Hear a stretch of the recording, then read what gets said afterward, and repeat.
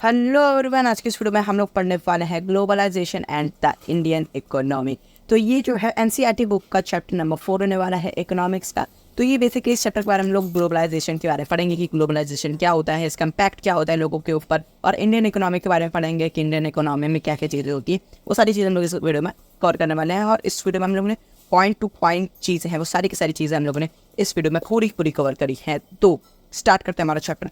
तो सबसे पहले हमारा टॉपिक है production across countries. Until the middle age of 20th century, production was largely organized with the country। तो मतलब देखो क्या हुआ था कि जो 20th सेंचुरी की जो मिडिल थी, मतलब 20th सेंचुरी जब आ रही, तो उस टाइम पे जो प्रोडक्शन था वो बहुत ही ज़्यादा, मतलब हर एक कंट्री में प्रोडक्शन बहुत ही बड़े पैमाने पे, या आप कह लो बड़ा बहुत ही लार्जली जो है वो हो रहे थे हर एक कंट्री के अंदर। ऐसा नहीं केवल इंडिया के अंदर, फिर किसी एक कंट्री, हर एक कंट्री के ऊपर ऐसा हो रहा था। रॉ मटेरियल, फूड स्टफ्स और फिनिश्ड प्रोडक्ट्स, ये सारी चीज़ों का प्रोडक्शन जो है ना बहुत ही बड़े लेवल पर जो है ये किया जा रहा था। और कॉलोनाइजेशन के टाइम, मतलब जब इंडिया ब्रिटिश रूल के अंदर था, तो कॉलोनाइजेशन टाइम के टाइम जो है इंडिया एक्सपोर्ट करता था रॉ मटेरियल्स, फूड स्टफ्स और इम्पॉर्टेंट कुछ चीज़ें इंपोर्ट करता था फिनिश गुड के लिए। मतलब क्या होता था कि इंडिया के पास जब ब्रिटिश के शासन में था इंडिया, तो उस टाइम पे जो है इंडिया के पास इतनी ज़्यादा टेक्नोलॉजी नहीं होती थी, इतनी ज़्यादा लेबर नहीं होते थे, इतनी ज़्यादा फैक्ट्रीज प्लांट्स नहीं होते थे कि वो जो है कोई भी अपने जो प्रोडक्ट है वो बना सके। तो इसलिए इंडिया क्या करता था, इंडिया के पास रॉ मटेरियल्स होता था, तो इंडिया क्या करता था उन रॉ मटेरियल्स को लेता था और फिर उन रॉ मटेरियल्स को और फूड स्टफ्स को वो बाहर कंट्री में, जैसे कि अब ब्रिटिश रूल के अंदर था तो वो इंग्लैंड, यूके और ऐसी जगह पे बेचता था, जहाँ पर क्या होता था कि उनका फिनिश प्रोडक्ट जो है बन के आता था इंडिया के अंदर, इंपोर्ट होकर आता था, और फिर वो सारी चीज़ें जो है वो लोग खरीदते थे। तो फिनिश प्रोडक्ट आता था, इंडिया के पास इतनी टेक्नोलॉजी नहीं थी, तो इसलिए वो रॉ मटेरियल एक्सपोर्ट करता था।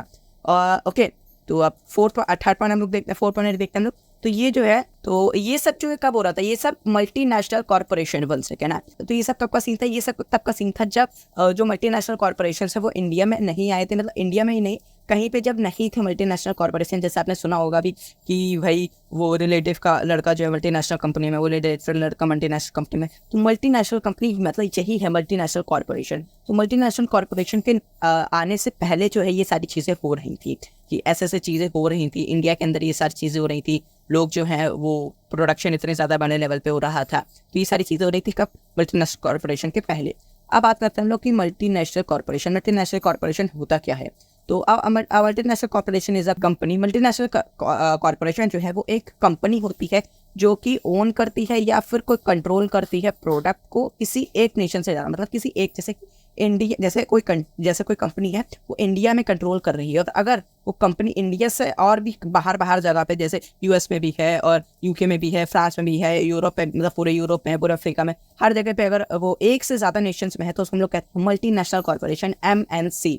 वो होती है मल्टीनेशनल कंपनी और कॉर्पोरेशन, ठीक है। MNC set up office and factories for production in regions where they can get cheaper labour and other resources. तो मल्टीनेशनल कंपनीज जो होती हैं, कॉर्पोरेशन जो होते हैं, वो अपने ऑफिसर्स और फैक्ट्रीज को प्रोडक्शन के लिए सेटअप करते हैं। कहाँ पे, किस रीजन में सेटअप करते हैं, वो उन रीजन सेटअप करते हैं जहाँ पर सस्ता लेबर, मतलब लेबर की कॉस्ट सस्ती हो, लाइक चाइना में बहुत सस्ता लेबर है, और दूसरे रिसोर्सेज, मतलब कि जहाँ पर उनके रिसोर्सेज जो है वो जल्दी मिल सके, उनकी चीज़ें हैं उनके लिए, वो रिसोर्सेज है वो जल्दी मिल सके। तो इसलिए जो है कंपनीज वहीं पे ही जो है अपनी फैक्ट्रीज हैं और प्लांट्स हैं, फैक्ट्रीज हैं, ये सारी चीज़ें जो वहीं पे वो लोग अपनी सेटअप करती हैं। लाइक चाइना में आपने देखा होगा बहुत सारी ऐसी जो है कंपनीज है बाहर की, और reputed companies like Apple, Samsung और जो अदर कंपनीज है वो सारी चाइना में क्यों है, चाइना में ही जो है उनका सेटअप है। क्योंकि सेटअप है, क्योंकि वहाँ पर चीपर लेबर है और वहाँ पर रिसोर्सेज भी मिल जाते हैं, तो इसलिए ऐसा चाइना में बहुत सारी चीज़ें ऐसी सेटअप्स हैं। This is done so that the cost of production is low and the MNC can earn greater profit। तो इसकी वजह से क्या होता है, देखो जब हम लोगों को रिसोर्सेज चीपर प्राइस में मिलेंगे, चीप लेबर मिलेगा, तो इससे क्या होगा, कंपनी मतलब इसीलिए जो है यहाँ पर ये सारी चीज़ें जो है एस्टैब्लिश करती हैं, ताकि उनको चीपर लेबर, मतलब उनकी जो प्रोडक्ट की कॉस्ट है वो बहुत ज़्यादा कम लगे, जिसकी वजह से क्या होगा, वो अपना प्रॉफिट है वो बहुत ज़्यादा कमा सकती है। मतलब कि जो MNC कंपनीज होती है वो अपनी प्रोडक्ट है उसको कम से कम कॉस्ट में बनाना चाहती है। मतलब ऐसा नहीं कि वो लोग कॉस्ट कटिंग करते हैं या फिर उनका प्रोडक्ट बेकार होता है, वो अपने प्रोडक्ट में जितना बचत कर सकती हैं वो करती हैं, ताकि उनका प्रोडक्ट की जो कॉस्टिंग है वो बहुत कम लगे, और वो अपने प्रोडक्ट को बहुत ज़्यादा महंगे में, लाइक 2 गुना, 3 गुना, 4 गुना, 5 गुना के बेसिस पे वो लोग बेच सके और उनको ज़्यादा प्रॉफिट हो सके। तो इसलिए मल्टीनेशनल कंपनीज जो है ऐसी जगह पे, ऐसे रीजन्स पे जो है वो लोग अपनी कंपनीज को एस्टैब्लिश करती हैं या फिर सेटअप करती हैं। ओके, तो अब बात करते हैं spreading of production by MNC। तो एमएनसी जो है अपना जो प्रोडक्शन, अपनी जो उनका जो प्रोडक्ट है उसको स्प्रेड कैसे करते हैं, मतलब पूरे वर्ल्ड में अक्रॉस ओवरऑल वर्ल्ड में कैसे फैलाती कैसे हैं वो लोग। तो लार्ज एमएनसी, जो बड़ी एमएनसी कंपनीज होती हैं वो 1 सेकेंड, हाँ, तो वहाँ पर वो लोग प्रोडक्ट इंडस्ट्रियल इक्विपमेंट्स, डिज़ाइंस और जो रिसर्च होती है प्रोडक्ट की वो करती तो यूनाइटेड स्टेट में। जैसे हम लोग एग्जांपल से मानो कि एक बड़ी मल्टीनेशनल कंपनी है, तो वो अपना जो प्रोडक्शन का इक्विपमेंट्स है, इंडस्ट्रियल इक्विपमेंट्स है, वो जाए यूनाइटेड स्टेट में बना रही है। जो उनका प्रोडक्ट का डिज़ाइन है वो यूनाइटेड स्टेट में बना रही है। जो उनके प्रोडक्ट का रिसर्च सेंटर है वो भी यूनाइटेड स्टेट में। इक्विपमेंट कैसे, जैसे कि हम लोगों को कार असेंबल करनी, तो कार असेंबल करने के लिए जो रोबोटिक्स होते हैं या फिर जो भी जैसे रोबोटिक्स होगा या फिर कन्वेयर बेल्ट होती है, वो सारी की सारी चीज़ें जो है वो लोग यूएस में ही जो है इटैब्लिश कर मतलब प्रोडक्शन कर रहे हैं। और जो डिज़ाइन है उनका, मतलब जो डिज़ाइन जैसे कि कार कैसे दिखने वाली है, तो वो सारे के सारे डिज़ाइन यूएस में हो रहे हैं। और जो उसकी रिसर्च है कि लाइक उनके इंजन बनाना है, तो इंजन के लिए ये सारी चीज़ें ये होंगी, ये सारे सिलेंडर्स ये होंगे, इस तरीके का पेट्रोल इंजन होगा, डीजल इंजन होगा, गैस इंजन होगा, ये सारी चीज़ें जो है वो यूनाइटेड स्टेट में हो रही है। तो आपने देखा कि अभी यहाँ पर कैसे प्रोडक्शन, इंडस्ट्रियल इक्विपमेंट्स और डिज़ाइन, सारी की सारी चीज़ें जो कहाँ पर यूनाइटेड स्टेट हो रही है। और फिर उसके बाद जो कंपोनेंट्स हैं, लाइक पूरा डिज़ाइन होता है, रिसर्च हो गई। अब उसके बाद जो इंजन है, जैसे कार का इंजन है, तो कार के इंजन की जो नट है, जैसे कि नट बोल्ट्स हो गए या फिर कोई पाइप्स हो गई, और उसका जो ऊपर का एल्युमिनियम बॉडी है, वो सारी की सारी बॉडी, तो वो सारे कंपोनेंट्स हो गए। तो वो कंपोनेंट्स कहाँ बन रहे हैं, वो चाइना में मैन्युफैक्चर हो रहे हैं। तो वो सारी की सारी चीज़ें चाइना में मैन्युफैक्चर हो रही हैं। ये सारी चीज़ें जो हैं वो यूनाइटेड स्टेट में मैन्युफैक्चर हो रही हैं। फिर उसके बाद क्या हुआ, वो सारी की सारी चीज़ें बन गई, ये सारी की सारी चीज़ें मैन्युफैक्चर हो गई, डिज़ाइन हो गया, इक्विपमेंट हो गई, सारी बन गई। फिर इनको कहाँ ले गया गया, इनको मैक्सिको और ईस्टर्न यूरोप में ले गए इसको शिप करके, और जहाँ पर ये सारे के सारे प्रोडक्ट असेंबल हुए। कंपोनेंट बने चाइना में, रिसर्च हुई यूनाइटेड स्टेट में, इंडस्ट्रियल इक्विपमेंट बने यूनाइटेड स्टेट में, डिज़ाइन बना यूनाइटेड स्टेट में, और फिर उसको मैक्सिको और यूरोपियन ईस्टर्न यूरोप, मतलब कि जो यूरोप है वहाँ पर ले गए असेंबलिंग के लिए। असेंबल वहाँ पे हुआ और बाकी चीज़ें अलग अलग जगह पे बनी। और फिर उसके बाद जो फाइनल प्रोडक्ट था उसको पूरे वर्ल्ड में बेचा गया। तो आपने यहाँ पर देखा कि अलग अलग कंट्रीज़ में अलग अलग चीज़ों को मिलाकर एक फाइनल प्रोडक्ट बना, और फिर उसको पूरी कंट्रीज़ में, पूरे वर्ल्ड में पूरी हर कंट्री को बेचा गया। और फिर उसके बाद जो कंपनी की जो कस्टमर केयर हुआ, वो उस कस्टमर केयर के जो कॉल सेंटर हुए, वो कॉल सेंटर इंडिया में लोकेटेड कर दिए गए, क्योंकि इंडिया में इंजीनियर्स आपको मिल जाएंगे जो कि अच्छी इंग्लिश भी समझ सकते हैं, इंग्लिश स्पीकिंग भी अच्छी रहती है, और अदर चीज़ें भी मैनेज हो सकती हैं। यहाँ पर आपको चीप लेबर नहीं, मतलब चीप आपको एम्प्लॉय मिल जाएंगे जो कि ये काम कर सकते हैं। तो ये सारे के सारे जो काम हैं वो किससे इंडिया में करके गए। तो यहाँ पर देखा कि आपने यहाँ पर रोल था उस मल्टीनेशनल कंपनी का इंडिया में, चाइना में, यूनाइटेड स्टेट में और मैक्सिको और ईस्टर्न यूरोप में। तो ये सारी चीज़ों को, इन 4 कंट्रीज़ के कंट्रीब्यूशन को मिलाकर जो है इन्होंने एक फाइनल प्रोडक्ट मिला, जो कि इन्होंने पूरे वर्ल्ड में बेचा। तो ऐसे करके जो एमएनसी कंपनीज है वो अपना जो प्रोडक्शन है उसको पूरे कंट्रीज़ में, all over the world, country में ऑल ओवर द वर्ल्ड वो लोग फैलाती है। अब बात करते हैं हम लोग कंक्लूजन की। ये जो अभी हम लोगों ने एग्जाम्पल ये एग्जाम्पल पढ़ा, तो इसका कंक्लूजन क्या निकला। तो एमएनसी जो है वो केवल अपना प्रोडक्ट ही नहीं बेचती हैं, मतलब कि वो अपना केवल जो उनका जो मेन प्रोडक्ट होता है वही केवल नहीं, वो लोग पूरे ग्लोबली सेल करती है। वो लोग अपना जो दूसरी चीज़ें हैं लाइक कंपोनेंट्स भी तो वो चाइना में बिल्ड कर रही हैं, और या फिर चाइना में और इंडिया में भी कई सारी चीज़ें कंपोनेंट्स हैं जो कि वो मैन्युफैक्चर होते हैं। वो केवल अपनी प्रोडक्ट ही नहीं बेच रहे हैं, मतलब केवल प्रोडक्ट ही नहीं अपना सेल कर रहे हैं, फाइनल जो उनका फिनिश्ड प्रोडक्ट है वो केवल वही चीज़ नहीं सेल कर रहे हैं, अदर चीज़ों को भी वो लोग अलग अलग जगहों पे कर रहे हैं, जिससे कि उनको और ज़्यादा प्रॉफिट होता है। और वो लोग ऐसा क्यों कर रहे हैं, क्योंकि ताकि उनकी जो प्रोडक्शन कॉस्ट है वो बहुत कम निकले। अभी हम लोग आगे पढ़ेंगे कि कैसे ये कर रहे हैं, प्रोडक्शन कॉस्ट कम कर रहे हैं, बट फिलहाल के लिए वो लोग ऐसा इसलिए कर रहे हैं ताकि उनकी प्रोडक्शन की जो कॉस्ट है वो कम हो सके। ठीक है, the MNC is not selling, मैंने बता दिया आपको, their goods and services are produce globally. तो अभी मैंने बताया कि उनकी जो गुड्स और सर्विसेज, मतलब उनकी जो फाइनल प्रोडक्ट है वो केवल वही नहीं सेल हो रहे हैं ग्लोबली, तो उनके गुड्स और सर्विसेज हैं वो भी जो है ग्लोबली, मतलब वो भी जो है कंट्रीज में, अलग अलग कंट्रीज, मतलब पूरे वर्ल्ड में अलग अलग कंट्रीज में वो भी जो है वो प्रोड्यूस कर रहे हैं। This spreading of production can reduce the cost of for the MNC. तो अभी मैंने आपको बताया ये क्यों कर रहे हैं, क्योंकि इससे इनकी जो कॉस्ट है वो बहुत कम हो जाती है। मल्टीनेशनल कॉर्पोरेशंस की कॉस्ट ज़्यादा कॉस्ट कम हो जाती है, जिसकी वजह से उनको और भी ज़्यादा प्रॉफिट होता है बेसिकली। मतलब कि ये बहुत ही ज़्यादा इनको ईजी हो जाता है, ईजी पड़ जाता है कि अपनी चारों के चारों प्रोडक्शन है उसको फैलाकर अपना प्रॉफिट अच्छे से निकाल सकें, और ये अच्छे से इनकी जो कॉस्ट ऑफ मतलब प्रोडक्शन का कॉस्ट है वो कम हो सके। ओके, अब हम लोग चलते हैं हमारे दूसरे टॉपिक के अंदर, जो कि है interlink production across the countries. तो कैसे जो है ये कंपनीज मल्टीनेशनल कॉर्पोरेशन कैसे जो है इंटरलिंक करती हैं प्रोडक्शन को पूरे के पूरे कंट्रीज के अंदर, कैसे जो है ये लोग जोड़ती हैं कंट्रीज को अपने प्रोडक्शन के लिए। ठीक है, तो इसमें हमारा सबसे पहला सब टॉपिक है हमारा जो कि है how the multinational corporation setup production in country की। जो मल्टीनेशनल कॉर्पोरेशन होती है वो भी सेटअप कैसे करती है वो पूरे वर्ल्ड में कंट्री के अंदर, जिस पर्टिकुलर कंट्री में, लाइक जैसे हम लोग मानते हैं चाइना नहीं, इंडिया में वो लोग अपना जो है सेटअप है वो कर रही है। तो कैसे कर रही है setup? So it work closely to markets. तो सबसे पहले वो देखती है कि हमारे मार्केट से जो है वो पास में हो, मतलब जैसे कि क्या यूनाइटेड स्टेट में कोई कंपनी हो तो यूनाइटेड स्टेट के पास लाइक कनाडा, तो वो देखती है कि कनाडा हम लोगों के पास है, तो कनाडा में जो हमारा सेटअप होगा, फैक्ट्री होगी, प्लांट होगा, वो सेटअप करना ईजी होगा। तो इसलिए वो लोग जैसे चली गई कनाडा के अंदर। फिर उसके बाद where the skilled and unskilled labours available at low cost, जहाँ पर स्किल्ड और अनस्किल्ड है, जैसे कि स्किल्ड लेबर जो कि हर एक, जैसे कि एक इंचार्ट बना दे, जैसे अभी मेट्रो बन रही है तो मेट्रो के अंदर क्या होता है, एक लेबर होता है और एक वो जैसे ठेकेदार होता है। तो ठेकेदार एक तरीके का स्किल्ड लेबर होता है, उसको सब पता होता है कि यहाँ पर कितना सीमेंट लाना है, यहाँ पर कितनी सीमेंट की जरूरत है, कितनी बीम्स की जरूरत है, कितने ब्रिक्स की जरूरत है, ईंटों की जरूरत है। तो ये सारी चीजें जो है वो नोट करता है, फिर उसको जो है आगे सप्लाई कर देता है कि ये सारी चीजें लोगों को जरूरत है। तो ये एक स्किल्ड लेबर होता है। और अनस्किल्ड लेबर क्या होता है, जो कि काम कर रहा है, जो कि मजदूर होता है, मजदूर एक अनस्किल्ड लेबर है। तो ये दोनों की दोनों चीज अवेलेबल है, वो भी लो कॉस्ट में, ताकि उनका मतलब उनको ज्यादा से कम उनको इन्वेस्टमेंट करके ज्यादा से ज्यादा उनको प्रॉफिट कमाना है। तो इसलिए लो कॉस्ट में उनके लेबर और skilled labour, unskilled labour, skilled labour, ये दोनों की दोनों चीज अवेलेबल होनी चाहिए लो कॉस्ट में। तो ये होनी चाहिए। तो ये सारी चीजें जो है उन लोगों को मल्टीनेशनल कंपनीज जो है मॉनिटर करती हैं प्रोडक्ट अपनी सेटअप्स कंपनीज को सेटअप करने के लिए। Where the availability of other factors of production is assured. और दूसरी कुछ मतलब ऐसा नहीं कि केवल प्रोडक्शन ही थोड़ी ना वो अवेलेबल होता है, दूसरी कुछ फैक्टर्स भी हैं जो कि डिपेंड करते हैं, जैसे कि सोर्सेस हो गए, इलेक्ट्रिसिटी हो गई, फूड हो गया, वाटर हो गया, एक्सेट्रा। तो ये सारे की सारी चीज़ें जो हैं एक्श्योर करते हैं कि सारी होनी चाहिए। पता चले वहाँ पर इलेक्ट्रिसिटी नहीं आती है, भाई 24 घंटे इलेक्ट्रिसिटी जाती है, तो उनको उसके लिए जनरेटर लगाना पड़ेगा या फिर एक छोटा सा इलेक्ट्रिसिटी का प्लांट लगाना पड़ेगा। तो इससे क्या होगा, इनकी कॉस्ट बढ़ेगी।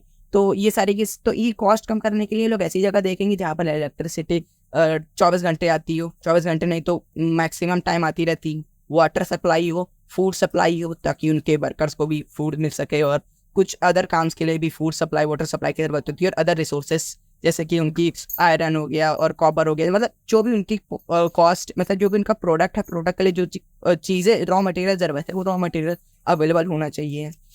ये 3 फैक्टर होते हैं। चौथा फैक्टर है MNC looks for government policy that looks after their interest. तो गवर्नमेंट पॉलिसीज ऐसी होनी चाहिए जो कि मतलब जो कि उनके लिए इजी पड़े। जैसे कि कुछ गवर्नमेंट पॉलिसीज होती हैं, जैसे चाइना में अजीब सी पॉलिसीज होती हैं। सो वो पॉलिसीज पता चले, उससे क्या हो रहा है कि उस मल्टीनेशनल कॉर्पोरेशन को कोई जैसे कि कोई प्रॉफिट की जगह उनको उल्टा घाटा हो रहा है, या फिर कोई ऐसी पॉलिसी जो कि उनके साथ मैच नहीं कर रही है, तो उस तब भी बेकार हो जाएगा, तब भी सही नहीं होगा। तो ये सारी चीज़ें 4 फैक्टर्स हैं जो कि मल्टीनेशनल कॉर्पोरेशंस जो हैं वो इंश्योर करते हैं कि ये सारी की सारी चीज़ें जो है वो उस कंट्रीज़ में हैं, ताकि वो अपना जो प्रोडक्शन है और या फिर जो अपना सेटअप है, प्लांट फैक्ट्री है, वो सेटअप कर सकें।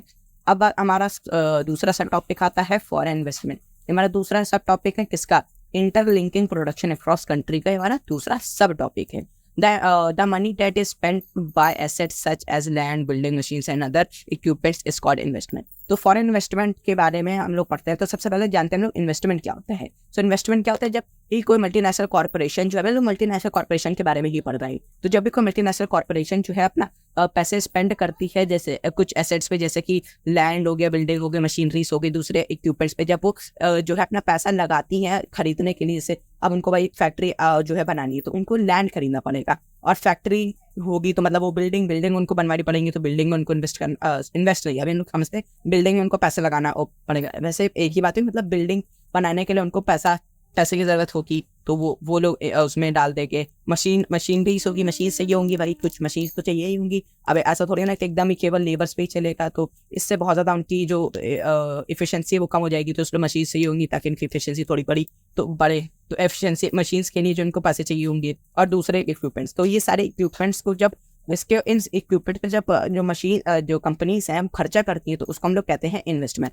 जब भी कोई मल्टीनेशनल कॉर्पोरेशन जो है पैसा लगाती है किसी एसेट्स को बाय करने के लिए, अपने फैक्ट्रीज या फिर ऑफिस को सेटअप करने के लिए, जैसे कि बिल्डिंग हो गया, लैंड हो गया, मशीन्स हो गए या दूसरे इक्विपमेंट, तो उसको ऊपर जब पैसा लगाती है तो उसको हम लोग कहते हैं investment. Investment made by multinational corporation is called for investment. और जब ये पैसा मल्टीनेशनल कॉर्पोरेशन, मतलब कि कोई ऐसी कंपनी लगाती है जो, मतलब मल्टीनेशनल कॉर्पोरेशन क्या होता है, जो एक से ज़्यादा कंट्रीज में ऑपरेट कर रही होती है, कंट्रोल कर रही होती है, ओन कर रही होती है, तो उसको हम लोग कहते हैं मल्टीनेशनल कॉर्पोरेशन, MNC। और जब वही MNC किसी कंट्री के अंदर जब इन्वेस्ट करती है तो उसको हम लोग कहते हैं फॉरेन इन्वेस्टमेंट, मतलब वो बाहर से इन्वेस्टमेंट आता है। जैसे कि एप्पल जैसे अपना प्लांट खोलता है इंडिया के अंदर, तो वो उसको चाहिए होगा भाई, उसको लैंड में इन्वेस्ट करना होगा, बिल्डिंग में इन्वेस्ट करना होगा, मशीनरीज में इन्वेस्ट करना होगा, दूसरे इक्विपमेंट्स में इन्वेस्ट करना होगा। तो ये सारी की सारी इन्वेस्टमेंट जब एप्पल करेगा इंडिया के अंदर, एप्पल बाहर की कंपनी, जब वो करेगा इंडिया के अंदर, तो क्या होगा, फॉरेन की कंपनी, और फॉरेन से अब वो उसकी इन्वेस्टमेंट यहाँ हो रहा, तो क्या वो फॉरेन इन्वेस्टमेंट हो गया, सिंपल। अब बात करते हैं थर्ड पॉइंट के बारे में। Any investment is made with the hope that these assets will earn profit। और हर एक जो इन्वेस्टमेंट होता है ये इसी होप में करा जाता है, मतलब इसी होप में मल्टीनेशनल कॉर्पोरेशन जो है वो करती है, ताकि उनको प्रॉफिट को ज़्यादा से ज़्यादा प्रॉफिट कमा सके। जाहिर सी बात है, अगर इंडिया में कोई चीज़ अगर वो लोग इन्वेस्ट करेंगे तो जाहिर सी बात है, इंडिया का मार्केट बहुत बड़ा है, इलेक्ट्रॉनिक मार्केट हो गया, हर चीज़ का मार्केट इंडिया में बहुत ज़्यादा है। तो अगर वो लोग इंडिया के अंदर जो कोई चीज़ भी करेंगी तो उसमें बहुत ज़्यादा उनको प्रॉफिट मिलेगा। तो इसी होप में जो है वो लोग इन्वेस्टमेंट करती है दूसरी कंट्रीज़ में, और उसी इन्वेस्टमेंट को बोलते हैं फॉरेन इन्वेस्टमेंट। ठीक है, हमारा दूसरा सब टॉपिक पे चुका है।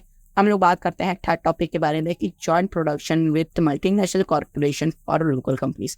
तो जब मल्टीनेशनल कॉर्पोरेशन लोकल कंपनीज के साथ जॉइंट प्रोडक्शन करती हैं। सो ये हमारा दूसरा सब टॉपिक है, तीसरा सब टॉपिक, तो उसके बारे में हम लोग पढ़ते हैं। तो MNC set up production jointly with some of the local companies of these countries. तो जब भी जो MNCs होती हैं वो प्रोडक्शन ज्वाइंट कर लेती है कुछ वही की उस कंट्री की लोकल कंपनीज के साथ।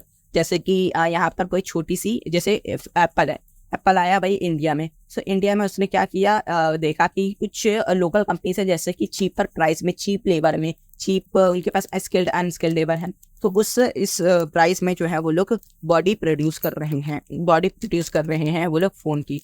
तो एप्पल क्या करेगा, अब एप्पल अगर ये सारी की सारी चीज़ें अपनी प्लांट और अगर वो इंडिया में लाएगा तो हो सकता है कि एप्पल को ये कंफर्म तो है नहीं वो चीज़ चलेगी ही चलेगी इंडिया के अंदर, पर अगर ऐसी ना और अगर वो चीज़ नहीं चली तो क्या हुआ, उसका बहुत ज़्यादा लॉस हो जाएगा।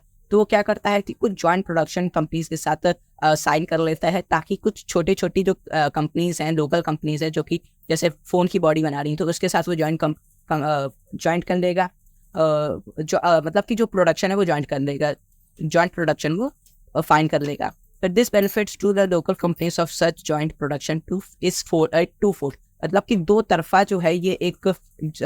एक बेनिफिट होता है, जो कि दोनों कंपनीज जो है मल्टीनेशनल कॉर्पोरेशन और लोकल कंपनी दोनों कंपनी एक दो तरफा जो है ये एक एग्रीमेंट साइन कर लेती हैं कि आप हमको ऑर्डर दो, हम आपको चीपर प्राइस में ये सारी चीज़ें प्रोवाइड कराएंगे।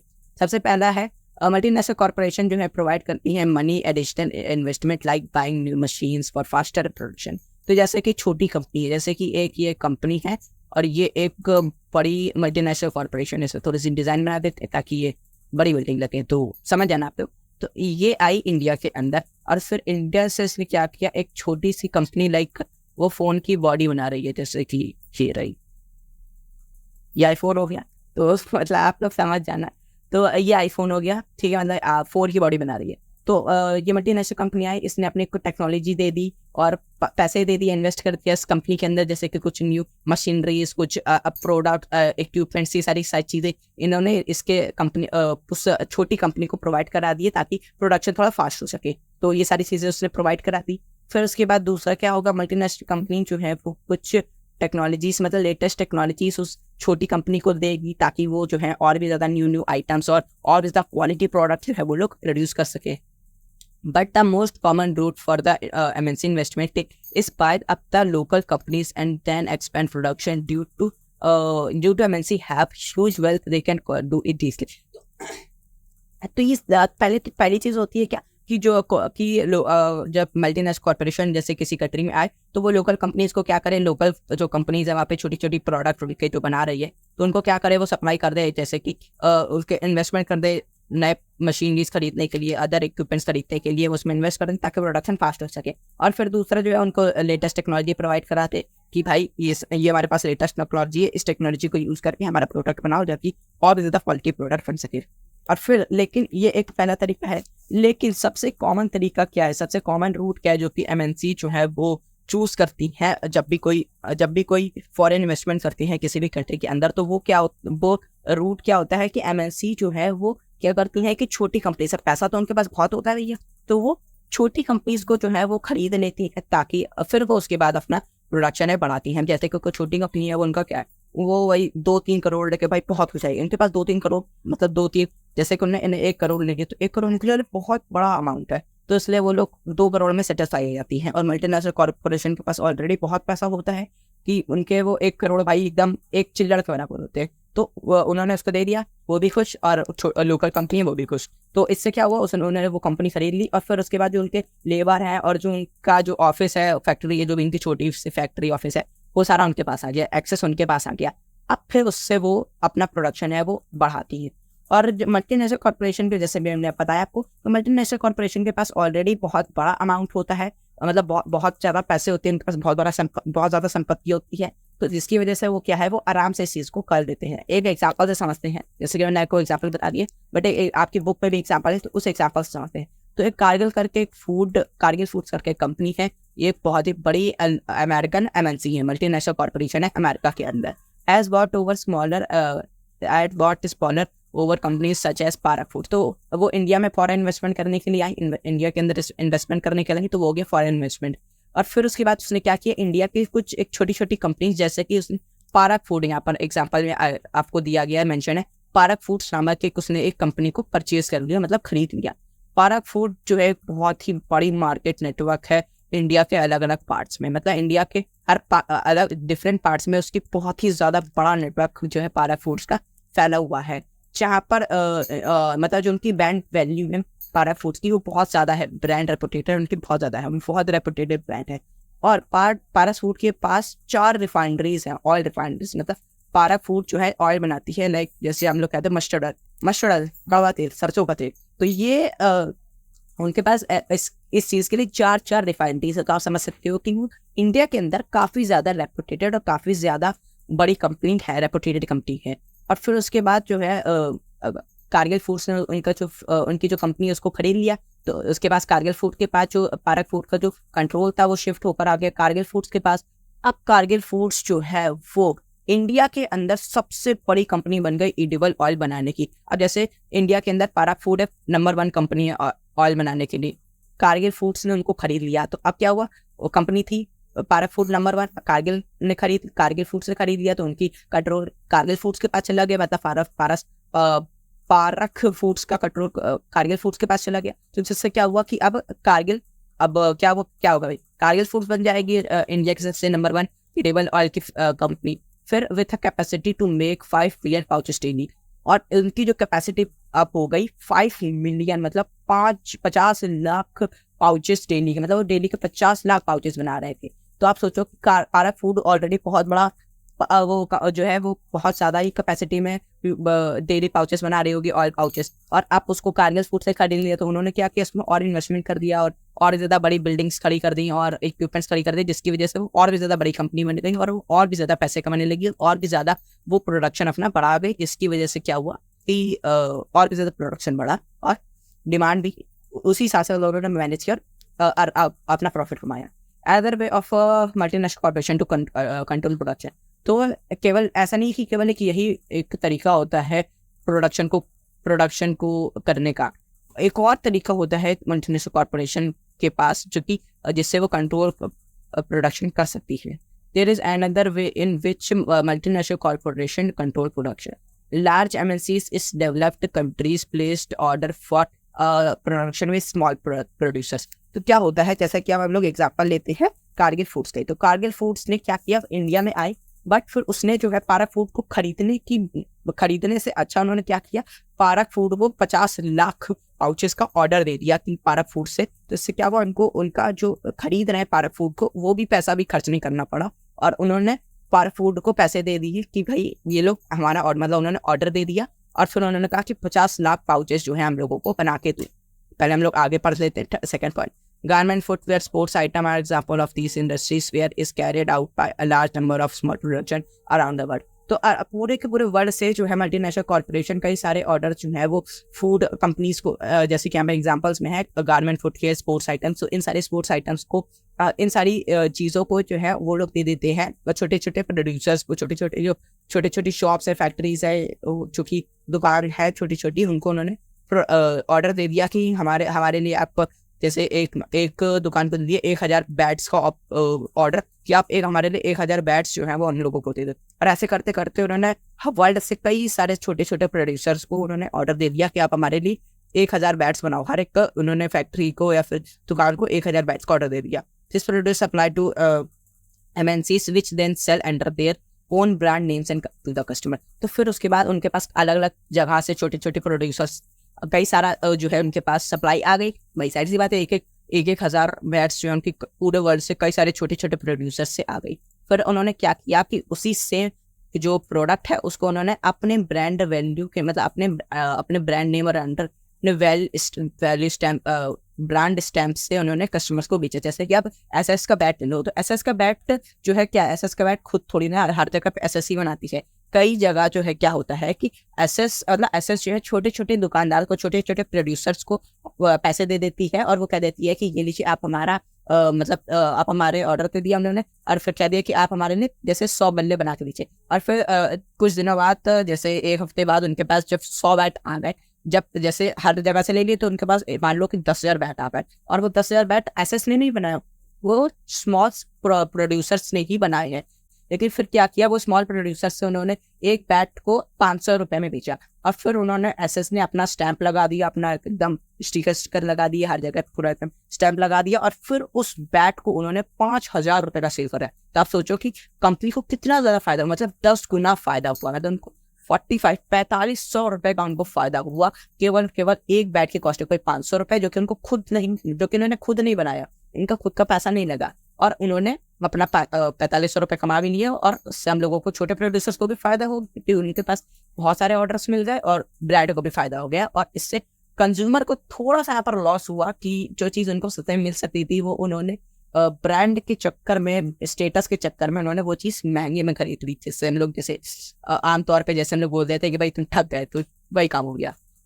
This large MNC have enormous power to determine price, quality, deliver and labor conditions to these distant producers। तो यहाँ पे क्या हुआ, डिस्टेंट प्रोड्यूसर्स। तो जो ये जो बड़ी एमएनसीज होती हैं वो क्या करती हैं, इनके पास बहुत एनॉर्मस पावर होती है, मतलब बहुत ही ज़्यादा पावर होती है। देखो मैंने यहाँ पे मतलब इंग्लिश में भी लिख दिया है, तो बहुत ही ज़्यादा पावर होती है इन एमएनसीज के पास, जिससे कि वो अपनी मन मर्जी की price, quality, delivery, labour condition से सारी की सारी चीज़ों, और उनके जो प्रोड्यूसर्स होते हैं सारी की सारी चीज़ों को कंट्रोल कर सकती है। मतलब इनके पास इतनी ज़्यादा पावर होती है जिससे प्राइस रख सकती हैं, क्वालिटी अपनी कर सकती हैं, डिलीवरी उनकी होती है।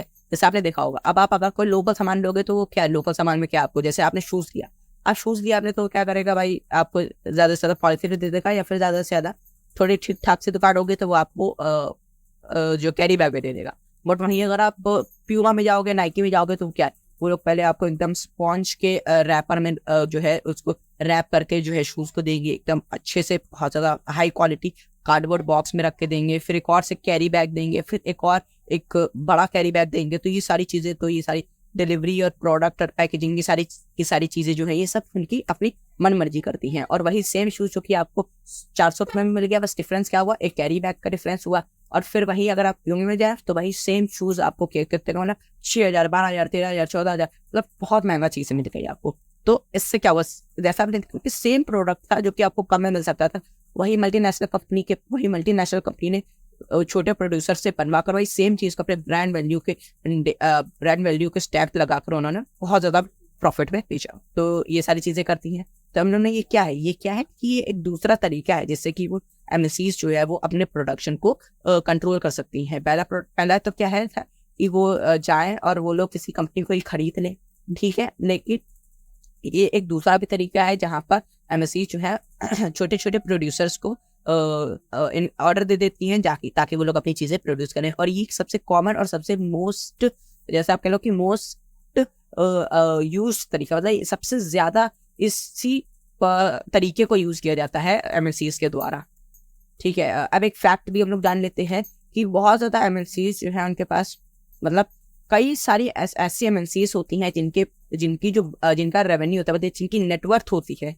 जैसे आप कह लो कि एमएनसीज के पास कई बार इतनी ज़्यादा नेटवर्थ होती है, तो वो इतनी नेटवर्थ हो जाती है कि कई बार कुछ डेवलपिंग कंट्री की जीडीपी से भी ज़्यादा उनकी नेटवर्थ होती है। कई बार ऐसा होता है, जैसे कि एप्पल है, एप्पल की शायद से 2.1 या 2.2 या 2.5 ट्रिलियन डॉलर्स की इकोनॉमी है। तो अब वहीं अगर आप किसी अगर आप किसी इवन डेवलप्ड कंट्रीज की भी अगर आप इकोनॉमी देखोगे, तो कई डेवलप्ड कंट्री की इकोनॉमी भी जो है वो 1 ट्रिलियन डॉलर है, 2 ट्रिलियन डॉलर है। तो वो क्या हुआ, वो एक ऐसी मल्टीनेशनल कंपनी जिसकी कुछ डेवलप्ड कंट्री से भी ज़्यादा की इकोनॉमी है। तो उनका जो बजट है वो उन कंट्री की पूरी जीडीपी से भी ज़्यादा बड़ा है। जैसे कहते हैं ना कि भाई हमारी कंपनी इतनी ज़्यादा, जैसे आजकल लोग जो है एग्जाम्पल देते हैं कि भाई वो टाटा के पास इतना पैसा है कि अपना पाकिस्तान खरीद सकते हैं। ऐसे तो कई बार क्या होता है कि टाटा के पास एक्चुअली इतना ज़्यादा पैसा है कि पूरी जो बजट है वो पूरी पाकिस्तान की जीडीपी से भी ज़्यादा है। With such enormous wealth, imagine the power and interest of these MSCs। तो अब आपको जैसे पता है कि इनका इतना ज़्यादा वो बजट हुआ और इतनी ज़्यादा पावर होती है, तो इतनी ज़्यादा पावर और इतनी ज़्यादा संपत्ति, मतलब इतनी ज़्यादा बजट की वजह से ही जो आप इमेजिन कर सकते हो उनका पावर और उनकी इन्फ्लुएंस, उनका डोमिनेंस कितना होता होगा एमएनसीज का।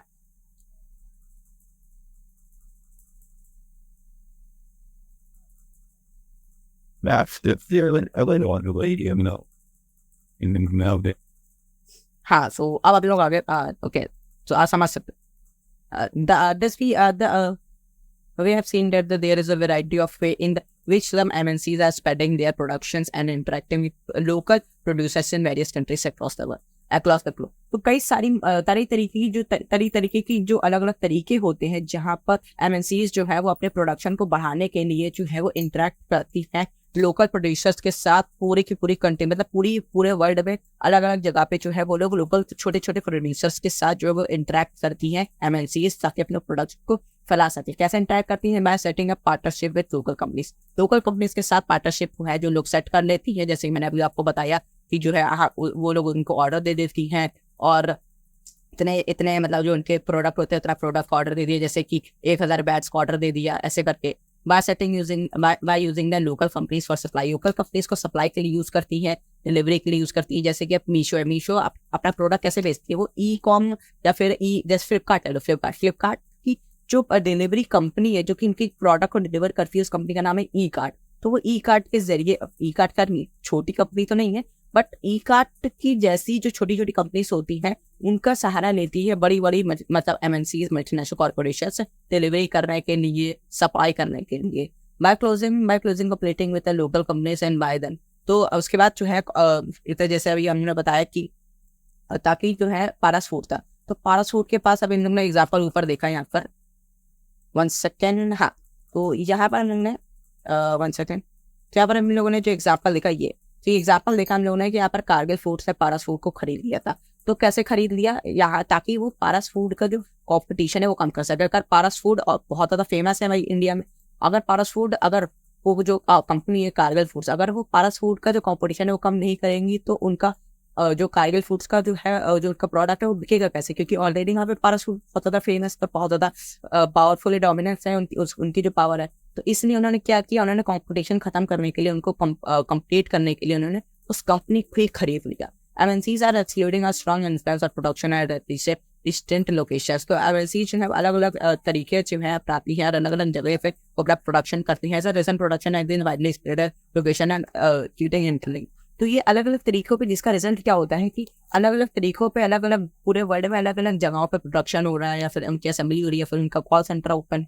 तो ये सारी तरीकों से जो है अलग अलग लोकेशन पे सारी चीज़ें होती हैं, और जिसकी वजह से सारी की सारी जो चीज़ें हैं वो इंटरलिंक हो जाती है। जैसे मैंने देखा कि जैसे उन्होंने एग्जाम्पल देखा कि एक यूएस की कंपनी है, वो यूएस में डिज़ाइन कर रही है और फिर उसके बाद चाइना में मैन्युफैक्चर कर रही है कंपोनेंट्स और फिर उसको मैक्सिको में असेंबल कर रही है। तो ये तीनों कंपनियां लिंक्ड हो गई और फिर उनका जो कॉल सेंटर है वो इंडिया में है, तो इंडिया भी उनमें लिंक हो गई। तो ये 4 कंपनी तो ये सारी चीज़ें सप्लाई कर रही है ऐसे ऐसे, और मतलब सप्लाई कर रही है, अपना चीज़ें बना रही है। और फिर उनके बाद जो है ये लोग 4 मतलब कंपनीज जो है वो चारों कंट्रीज से इंटरलिंक हो गई, तो ऐसे करके इंटरलिंक भी हो जाती हैं। ओके, तो हम लोग पढ़ते हैं हमारा थर्ड टॉपिक जो कि है foreign trade and integration of markets. तो फॉरेन ट्रेड और इंटीग्रेशन ऑफ मार्केट्स क्या होता है वो हम लोग पढ़ते हैं। For a long time foreign trades has been the main channel connecting countries. तो कई सालों से जो है जो फॉरेन इन्वेस्टमेंट है, मतलब जो मल्टीनेशनल कॉर्पोरेशंस का जो इन्वेस्टमेंट है वो एक मेन चैनल हो चुका है कंट्रीज को आपस में कनेक्ट करने के लिए। जैसे अभी यूएस से इंडिया में कोई इन्वेस्टमेंट हुआ तो इससे क्या हुआ, यूएस और इंडिया एक तरीके से कनेक्ट हो गए। तो ऐसे करके ये इंटरकनेक्टिंग जो है वो कंट्रीज से होती है फॉरेन इन्वेस्टमेंट से, और ये बहुत ज़्यादा मतलब एक तरीके से बहुत बड़ा चैनल है। In history the trade routes are connecting India South Asia to to market both in the east and west in the extensive trade and to look along these routes। तो अभी जैसे एग्जांपल टाइप का है कि history में तो पहले जो है इंडिया और साउथ एशिया जो था उनके जो दोनों मार्केट थे वो दोनों के दोनों इंटरलिंक थे प्रोडक्शन करने के लिए। जैसे आपके आज के टाइम में जो सैमसंग है साउथ एशिया है तो सैमसंग है, तो सैमसंग जो है साउथ कोरिया की जो कंपनी, तो सैमसंग है तो सैमसंग का भी जो मार्केट है वो इंडिया में ही है। तो वो इंडिया और सैमसंग के थ्रू साउथ अफ्रीका है, इंडिया साउथ अफ्रीका ऐसे कनेक्ट हो गए इन दोनों कंट्रीज। तो ऐसे करके जो है रूट्स है जो कि अलग अलग रूट्स हैं, अलग अलग कंपनीज जो है अलग अलग जगहों से आती हैं और वो सारी की सारी जो दोनों कंट्रीज है वो सारी इंटरलिंक की जाती है। तो ऐसे करके रूट्स जो है वो बन जाते हैं। What then is the basic function of the foreign trade. तो इस फॉरेन ट्रेड का बेसिक फंक्शन क्या होता है, मतलब क्या काम होता है, क्या फंक्शन होता है फॉरेन इन्वेस्टमेंट का। फॉरेन ट्रेड का क्या काम होता है, फंक्शन होता है।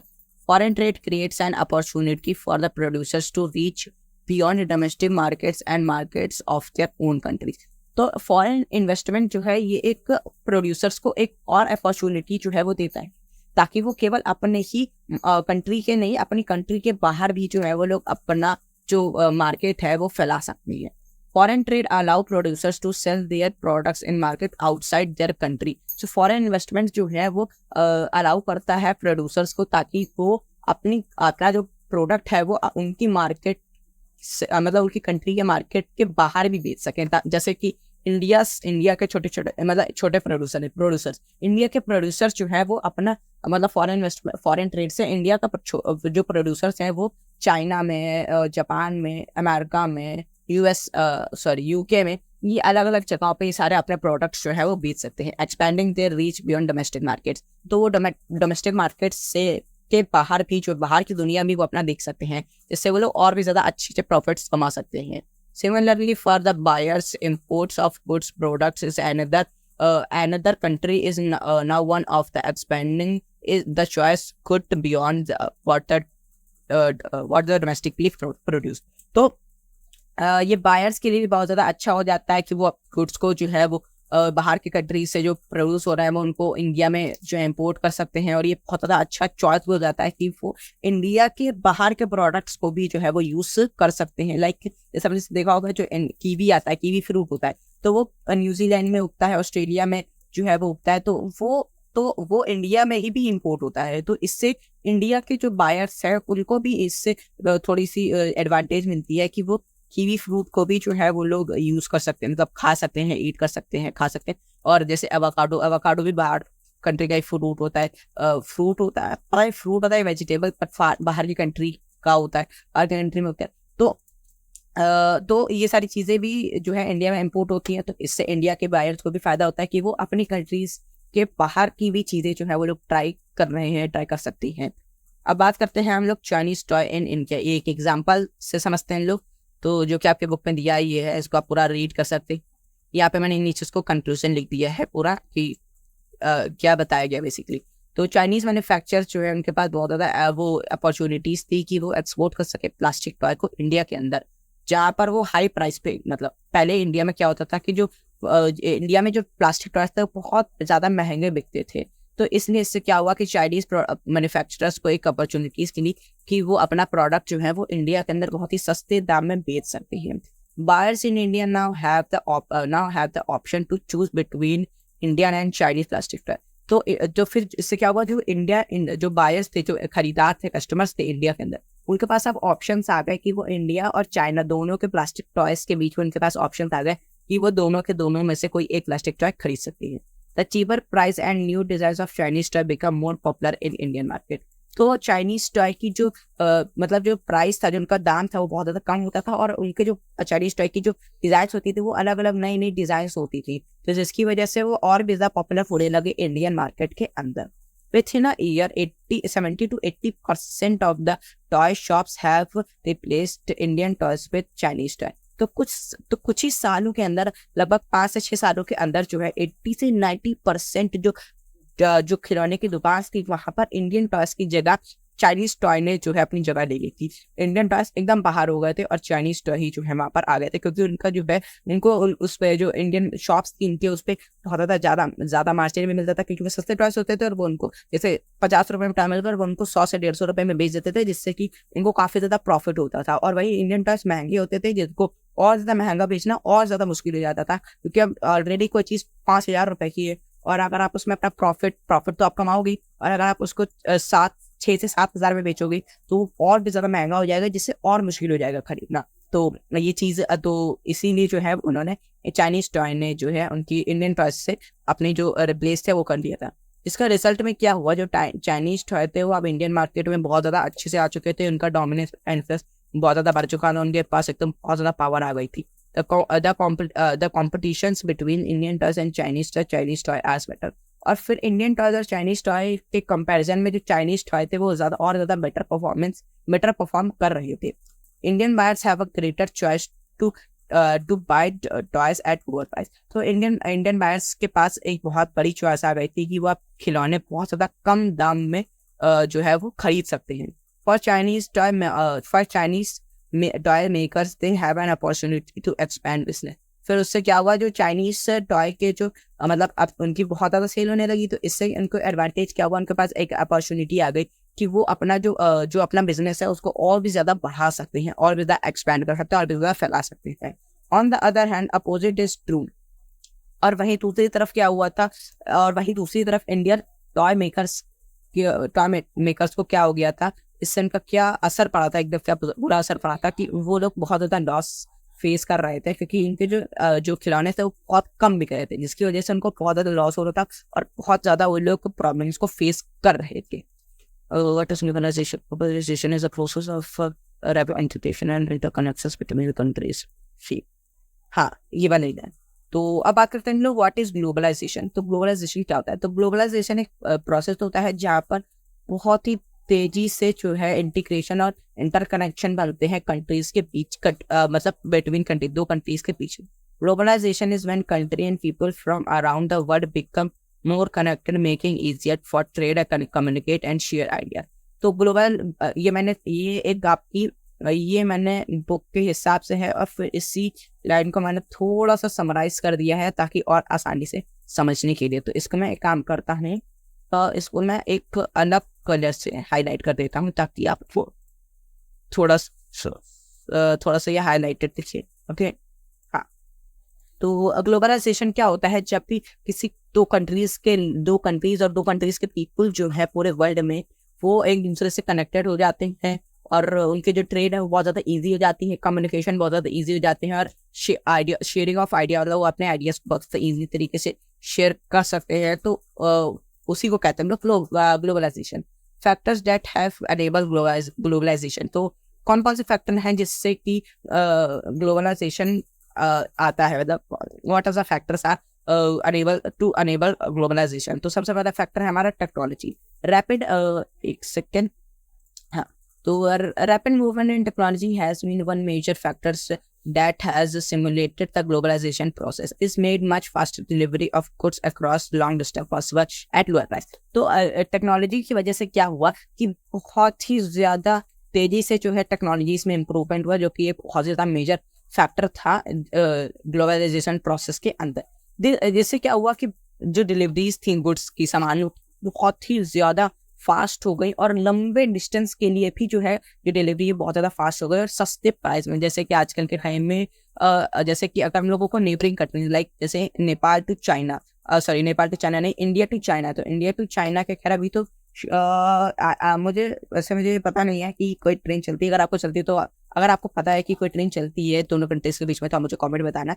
बट जैसे हम लोग एज्यूम करते हैं, इमेजिन करते हैं, तो जैसे कि ट्रेन तो हाई है, ट्रेन तो हुई है, तो इंडिया और चाइना के बीच इंडिया और नेपाल के बीच में एक ट्रेन चल रही है। तो आप सोचो अगर उस ट्रेन में लाइक वो ट्रेन 100 किलो सामान ले जा रही, तो कितना ज़्यादा ईजिली, कितना ज़्यादा लंबे डिस्टेंस के लिए भी जो है, और ट्रेन का प्राइस भी इतना, और ट्रेन का जो कॉस्टिंग होगी वो भी इतनी ज़्यादा नहीं होगी। तो इससे क्या वो एक टाइम पे मतलब एक जैसे 2 से 4 से 5 दिन में जो है 100 किलो सामान जो है, 100 किलो गुड्स जो है वो इंडिया टू चाइना चला गया, तो इंडिया टू नेपाल चला गया।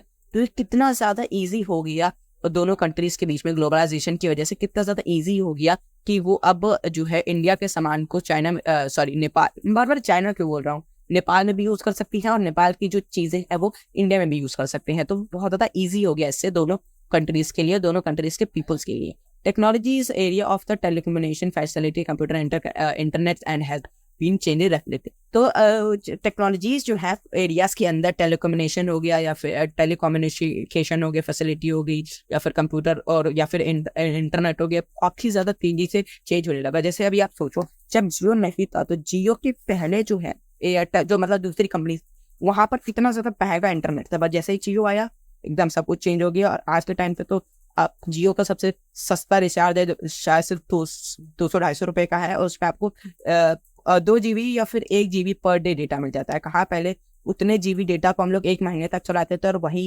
केवल 400-500 रुपये का आता था, बट आज के टाइम पे हम लोगों को 200 रुपये में 1 GB डेटा मिल जाता है, और वो कि हम लोग पूरे महीने चलाते हैं, मतलब हर दिन 1 GB डेटा जो कि हम लोग पूरे महीने चलाते हैं। द एक्सेस इन्फॉर्मेशन इंस्टेंटली, जो इन्फॉर्मेशन है जैसे आज के टाइम में व्हाट्सएप पे, मतलब जैसे अगर मैं बैंगलोर में बैठा हूँ, जैसे मैं कन्याकुमारी में बैठा हूँ, तो कश्मीर में बैठा है, मैं ऐसे व्हाट्सएप पे मैसेज करूँगा कश्मीर पे, तो उसके तुरंत एकदम मतलब बहुत ही ज़्यादा मिली सेकेंड्स के बीच में उसको, अगर मतलब ऑब्वियसली अगर हम लोगों के पास इंटरनेट है तो मिली सेकेंड्स के अंदर, 1 सेकेंड के भी अंदर जो है वो जो रिप्लाई इन्फॉर्मेशन है वो उसके पास पहुँच जाएगी और हम लोग आसानी से कम्युनिकेट कर सकते हैं। टेलीकम्युनिकेशन हम लोग कर सकते हैं आसानी से, हम लोग फ़ोन से बात कर सकते हैं।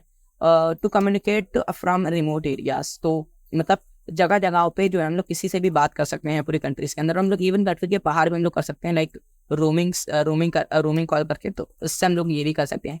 This has been facility by satellite communication devices, तो ये सारी फैसिलिटीज़ जो है वो सैटेलाइट कम्युनिकेशंस के द्वारा जो है दी जाती है। जैसे आपको पता होगा कि जो जैसे इलॉन मस्क है, तो इलॉन मस्क की स्पेस एक्स, स्टारलिंक, ये सारी सैटेलाइट जो है वो इंटरनेट प्रोवाइड करती हैं सैटेलाइट के थ्रू। तो इनका जो इंटरनेट होता है बहुत ही ज़्यादा फास्ट इंटरनेट होता है, मतलब 1 Gbps 2 Gbps की डाउनलोडिंग स्पीड होती है। मतलब सोचो कि इतनी स्पीड होती है ना, इतनी स्पीड से अगर आप कोई भी 1 GB का भी गेम डाउनलोड करोगे तो वो 1 से 2 सेकंड में डाउनलोड हो जाएगा। इतनी ज़्यादा स्पीड जो है वो प्रोवाइड करते हैं थ्रू सैटेलाइट के थ्रू लोग इंटरनेट प्रोवाइड करते हैं। तो इसलिए इतनी ज़्यादा स्पीड में जो है वो लोग, इतनी ज़्यादा स्पीड से वो लोग इंटरनेट प्रोवाइड कर सकते हैं। अब बात करते हैं liberalisation of foreign trade and foreign exchange investment policy. तो लिबरलाइजेशन क्या होता है, अभी लोग आगे पढ़ेंगे लिबरलाइजेशन क्या होता है, बट हम लोग पढ़ते हैं। Tax on import is an example of for trade barriers. तो टैक्स इम्पोर्ट मतलब जो हम लोग बाहर से चीज़ें मंगाते हैं उसको हम लोग कहते हैं इम्पोर्ट, और जो हम लोग या अपनी कंट्री से बाहर भेज रहे हैं उसको हम लोग कहते हैं एक्सपोर्ट। तो अगर हम लोग जब भी इम्पोर्ट कोई चीज़ कराते हैं, मतलब बाहर किसी इंडिया में मंगवाते हैं, तो उसके ऊपर एक टैक्स बनता है। तो ये एक तरीके का एग्जाम्पल है ट्रेड बैरियर का। मतलब एक जैसे आप कह लो एक रुकावट होती है ये बाहर की चीज़ को इंडिया में पहुंचाने की, जैसे इंपोर्ट ड्यूटी पड़ती है। तो इंपोर्ट ड्यूटी अगर आप कोई भी चीज़, जैसे कि आप कोई चीज़ जैसे कि सामान मंगा रहे हो, जैसे कि 100 रुपये का, उस पर इंपोर्ट ड्यूटी पड़ी तो आपको 150-100 वो चीज़ आपको मतलब पूरी जैसे 60 से 70 रुपये आपको इंपोर्ट ड्यूटी उस पर देनी पड़ गई, तो वो चीज़ आपको 170 रुपये की मिली। तो ये एक तरीके का ट्रेड बैरियर है, जिससे कि अगर वही चीज़ इंपोर्ट ड्यूटी बिल्कुल नहीं पड़ती तो जाहिर सी बात है कि लोग ज़्यादा चीज़ें इंपोर्ट करते हैं बाहर से इंडिया के अंदर, और क्योंकि उससे कोई इम्पोर्ट ड्यूटी नहीं, आपको रेट टू रेट मिलेगा। बट वही इसके ऊपर इम्पोर्ट ड्यूटी पड़ रही है, तो जिससे क्या होगा कि जो लोग एक्स्ट्रा पैसे नहीं भर सकते हैं वो लोग उस चीज़ को ऑब्वियसली नहीं मंगाएंगे, जिससे कि क्या होगा, जिससे कि थोड़ा सा यहाँ पर फॉरेन ट्रेड कम होगा, बाहर की चीज़ें कम इंडिया में इम्पोर्ट होगी। और जो लोग अफोर्ड कर सकते हैं भाई 100 की चीज़ 170 में खरीदने का, तो वो लोग इम्पोर्ट कर सकते हैं और उस पर एक्स्ट्रा चार्ज लगा सकते हैं। It is called barrier because some restrictions has been set up। तो ये इसी चीज़ को हम लोग कहते हैं बैरियर, क्योंकि मतलब क्योंकि यहाँ पर कुछ चीज़ों के ऊपर जो है रिस्ट्रिक्शन, मतलब कुछ रुकावटें जो है वो लगाई गई हैं। Government can use trade barriers to increase or decrease regulate foreign trade to decide what kind of goods and how much of each should come into the country। तो ये जो है गवर्नमेंट के थ्रू जो है ये ट्रेड बैरियर्स को लगाया जाता है और इसको इंक्रीज और डिक्रीज और रेगुलेट जो है वो किया जा सकता है फॉरेन ट्रेड के लिए, ताकि वो डिसाइड कर सके किस टाइप का सामान और कितना जो है वो उस कंट्री के अंदर आएगा। तो वो उस चीज़ को वो लोग कंट्रोल करने के लिए ट्रेड बैरियर को ज़्यादा कम कर सकते हैं। इनको ड्यूटी को बढ़ा देंगे तो ज़्यादा बात है, और कम लोग इंपोर्ट करेंगे। इंपोर्ट ड्यूटी को अगर वो लोग कम कर देंगे तो और ज़्यादा लोग इंपोर्ट करवाएंगे चीज़ें। तो ये सरकार जो है कंट्रोल कर सकती है। क्यों? क्योंकि ताकि वो किस टाइप का गुड्स इंडिया में आ रहा है और वो कितना आ रहा है, उस चीज़ को वो लोग कंट्रोल कर सकते हैं। The Indian government after independence, जैसे मैं आपको एग्जांपल बताता हूँ, ये इस वाले पॉइंट का मैं आपको एग्जांपल बताता हूँ। जैसे कि अब अगर सरकार इंपोर्ट ड्यूटी कम कर देगी तो क्या होगा, जैसे कि कुछ गलत चीज़ लाइक गन्स वेपन्स, तो वेपन जो है बाहर की कंट्रीज से बहुत ज़्यादा इंपोर्ट होंगे, तो जिसकी वजह से क्या होगा कि क्राइम रेट इंक्रीज होगा। तो सरकार जो है तो सरकार क्या कर सकती है कि इंपोर्ट ड्यूटी बढ़ा देगी, तो लोग जो गन्स मंगा रहे हैं वो थोड़ा वेपन्स मंगा रहे हैं वो कम हो जाएंगे, या फिर वेपन्स के ऊपर इंपोर्ट ड्यूटी बढ़ा देगी, या फिर वो वेपन्स को एकदम ही रेगुलेट कर देगी, एकदम बैन कर देगी कि बाहर से कोई इंडिया में वेपन्स मंगा नहीं सकता। तो ये सारी चीज़ें जो है वो सरकार कर सकती है ताकि वेपन्स ताकि वेपन्स की इंपोर्ट कम हो, जिससे कि जो क्राइम रेट है वो कम जो कंट्रोल रह सके। At put barrier to foreign trade and foreign investment. तो इंडियन गवर्नमेंट के अब इंडिपेंडेंस के बाद जो है उन्होंने फॉरेन ट्रेड और फॉरेन इन्वेस्टमेंट पे बहुत ज़्यादा बैरियर्स लगा दिए थे। This was considered necessary to protect these producers when they invested from foreign competition। तो फॉरेन कंपटीशन को प्रोटेक्ट करने के लिए जो है इन्होंने कंट्रीज में लगा दिए थे, क्योंकि वो बहुत ज़्यादा ज़रूरी था प्रोड्यूसर्स के लिए, ताकि वो फॉरेन कंपटीशन से बच सके। जाहिर सी बात है कि उस टाइम पे इंडिया के पास कुछ भी नहीं था, सब कुछ भी नहीं था एक तरीके से, और फॉरेन से अगर कोई कंपनी यहाँ पे आती तो इंडियन प्रोड्यूसर्स के लिए और भी कोई चीज़ ना बचती, वो लोग एकदम कंगाल हो जाते, कुछ इंडिया सब चीज़ फॉरेन ही की होती। तो इसलिए उन्होंने इंडिपेंडेंस में जो है वो इंडिया ने ऐसा लग कर दिया था, उसके ऊपर जो है उन्होंने रिस्ट्रिक्शंस लगा दिए थे। बट रिमूविंग बैरियर और restriction set up by the government is known as liberalisation. But 1991, ये पहले पॉइंट यहाँ पर मेंशन नहीं किया है, बट आप अपने बुक में देख सकते हो। ओके, मैं लिंक भी डाल दूंगा, अगर आपको ई बुक चाहिए तो मैं आपको लिंक भी डाल दूंगा। तो इंडिया ने क्या किया था कि जो है 1991 में ये सारे के सारे जो बैरियर्स हैं उनको थोड़ा सा कम कर दिया था, मतलब थोड़ी सी छूट दे दी थी इन रिस्ट्रिक्शंस के ऊपर कि आप भाई चीज़ें मंगाइए, जिसकी वजह से थोड़ा फॉरेन इन्वेस्टमेंट बढ़े और इंडिया की इकोनॉमी पे इस पर थोड़ा असर भी पड़ता है। तो इसलिए इंडिया ने 1991 के बाद जो है वो ऐसा कर दिया था। और removing barrier restriction set up by the government is known as liberalisation. मतलब लिबरलाइजेशन का मतलब एक तरीके से छूट देना या फिर ढील दे देना। जैसे आपका होता है ना कि जैसे कोई टीचर, जैसे आप होमवर्क करके नहीं गए और कोई टीचर ने आपको क्या हुआ, आपको जैसे आज ने उसने कहा कि चलो यार आज तुमको नहीं मारता हूँ, कल लेकिन पक्का करके आना, तो ये आपका होगा कि उसने आपको लिबरेटी दे दी, थोड़ी सी लिबराइजेशन कर दिया उसने, आपको थोड़ी सी उसने छूट दे दी कि भाई आज मत कर आना। तो यही चीज़ होती है। और जब ये जो बैरियर्स हैं जो कि इम्पोर्ट पे लगाए गए, तो ये बैरियर हुआ, तो जब इन्हीं बैरियर्स को सरकार जो है हटा देती है या फिर थोड़ी सी बैरियर्स को ढील दे देती है और रिस्ट्रिक्शन जो लगाए गए हैं उनको थोड़ी सी ढील दे देती थी उस गवर्नमेंट के द्वारा, तो उसको हम लोग लिबराइजेशन कहते हैं। तो समझ गए लिबराइजेशन भी आप क्या होता है। अब हम बात करते हैं हम लोग हमारे दूसरे टॉपिक के बारे में, मतलब नेक्स्ट टॉपिक के बारे में, जो कि वर्ल्ड ट्रेड ऑर्गेनाइजेशन WTO। तो ये भी एक तरीके की ऑर्गेनाइजेशन है जिसका एम है इंटरनेशनल ट्रेड की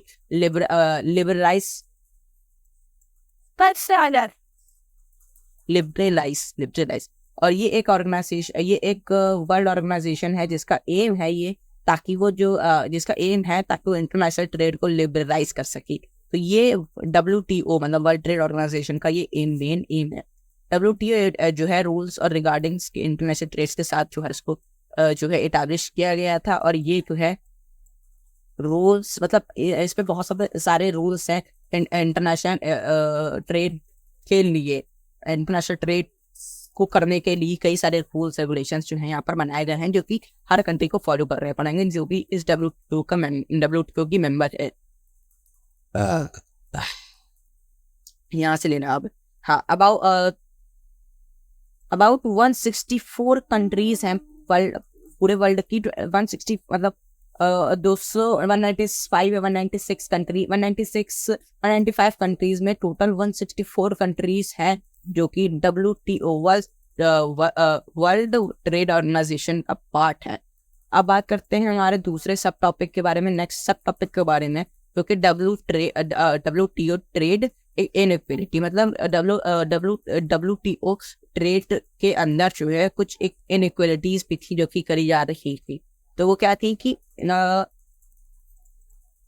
WTO में जो है वो एकदम सबको फ्री ट्रेड कर दिया। मतलब आप जो है मतलब उनको खुली छूट दी गई थी आपकी, आराम से आप जो है वो ट्रेड कर सकते हो। It seems that developed countries have unfairly retained trade barriers. तो ये देखा गया था कि यहाँ पर कि जो डेवलप्ड कंट्रीज थी उनको अनफेयरली जो है वो ट्रेड बैरियर्स को लगाया। मतलब जो डेवलप्ड कंट्री थी उन्होंने क्या किया था कि अपने ट्रेड बैरियर्स को रिटेन कर दिया था। मतलब अपने ट्रेड बैरियर्स उन्होंने लगा दिए थे कि फॉरेन इन्वेस्टमेंट उनकी कंट्री में नहीं हो सकता है, जो डेवलप्ड कंट्री थी। और वहीं दूसरी तरफ जो WTO के रूल्स थे वो फोर्स कर रहे थे जो डेवलप्ड कंट्री हो रही थी, मतलब डेवलपिंग कंट्रीज में, कि आप अपने ट्रेड बैरियर्स को रिमूव करते। कि मतलब जो डेवलप्ड कंट्री थी तो उन कंट्री हो रही थी, मतलब डेवलपिंग कंट्रीज में, कि आप अपने ट्रेड बैरियर्स को रिमूव करते। कि मतलब जो डेवलप्ड कंट्री थी तो उनको तो WTO ने क्या किया, उन्होंने तो अपने ट्रेड बैरियर्स रिटेन कर दिए थे। उन्होंने अपने ट्रेड बैरियर्स लगा दिए थे कि बाहर का investment